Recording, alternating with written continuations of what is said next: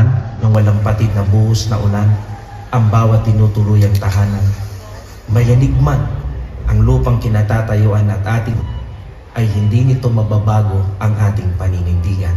Kahit pa pahinain ang katawang laman dahil sa mga sakit o karamdaman, sabihin mang kinakapos sa pang-araw-araw na pangangailangan, bumalik man sa umpisa ang lahat dahil nasunugan, maapektuhan man ng baging panibagong araw pagkalipas ng nakakapagod na maghapon, taglay-taglay pa rin ang matibay na pag-asang muli tayong makakabangon.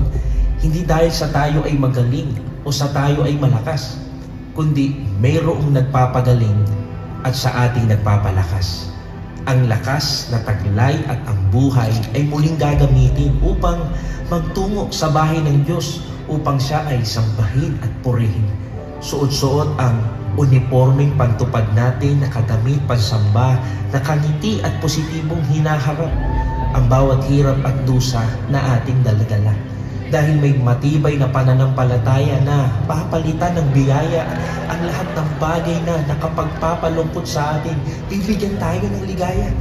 Mananatili tayong masigla, nakikipagkaisa, nagpapasakop sa pamamahala, at patuloy na nagbibigay ng kasiyahan sa Ama.